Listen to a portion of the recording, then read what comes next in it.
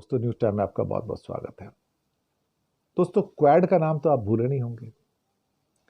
बड़ी शान और शौकत से इंडो पैसिफिक के ऊपर कंट्रोल करने के लिए, दिग्दर्शन के लिए, आगे बढ़ने के लिए, चाइना के इन्फ्लुएंस को कम करने के लिए, हिंदुस्तान के कंधे पर बंदूक रख के बंदूक चलाने के लिए ये क्वाड बनाया गया साहब।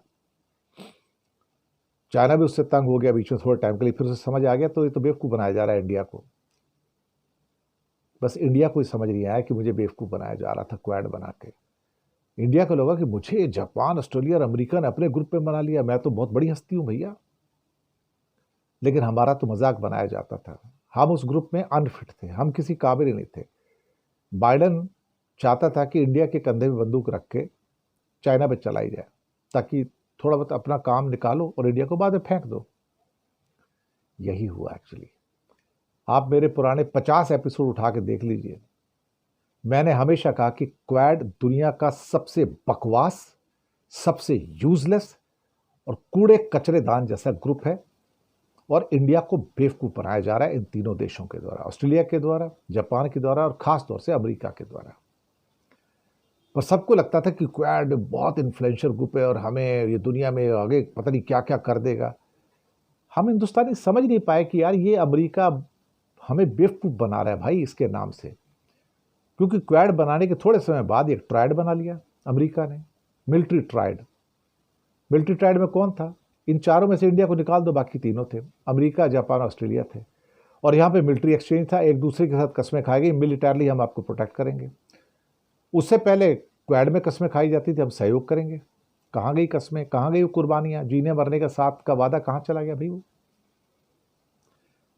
और मैंने अपने 50 एपिसोड में कहा कि क्वाड सबसे बड़ा कचरा दान है। ये कुछ नहीं है, सिर्फ चाय कॉफ़ी पीने की टेबल है। चाय कॉफ़ी पीते हैं, अच्छी अच्छी बातें करते हैं, मज़े करके वापस चले जाते हैं, इसमें से कुछ नहीं निकलता। ये दुनिया का सबसे बकवास थर्ड क्लास ग्रुप जो बनाया गया है, इसकी कोई हैसियत नहीं है। इंडिया को यूज़ किया जा रहा है इसके अंदर, और इंडिया को यूज़ करके चाइना से अमेरिका अपनी चीज़ों को साधने की कोशिश कर रहा है। पर इंडिया ने सुना नहीं। अब इंडिया को निकाल के बाहर कर दिया अमेरिका ने। तब इंडिया को पता लग रहा है क्वाड है क्या भैया? Quad is zero, quad is सब जीरो, माइनस जीरो। मैं बता रहा हूं आपको। अच्छा होगा कि इंडिया खुद क्वाड को छोड़ दे और निकल जाए कि it is useless thing, rubbish, कूड़ादान है। क्योंकि इस कूड़ेदान में इंडिया को डाल दिया गया, इंडिया को धोखा दिया गया। एक्चुअली अमेरिका ने धोखा दिया, ऑस्ट्रेलिया ने धोखा दिया, जापान ने भी धोखा दिया। जापान ने कहां धोखा दिया? बुलेट ट्रेन आई क्या इंडिया में? नहीं ना, 2035 से पहले नहीं आएगी। जापान की रोज नई नई शर्तें आ जाती हैं अमेरिका के प्रेशर में, बुलेट ट्रेन नहीं देना उसको। ये होता है, मैं बताऊं आपको। ऑस्ट्रेलिया के साथ भी एक बायलैटरल ट्रेड एग्रीमेंट है, वहां चल रहा है थोड़ा बहुत, क्योंकि ऑस्ट्रेलिया की आबादी कम है, 2.5-3 करोड़ है, तो उनको 140 करोड़ की मार्केट चाहिए। तो नेचुरली उनको इंडिया की जरूरत है इस टाइम। लेकिन वो चुप रहता है क्योंकि वो अमेरिका का साथी है।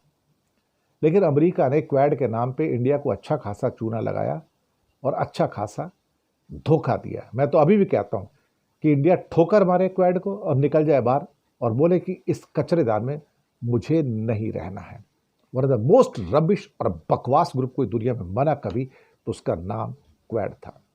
शुक्रिया आपका।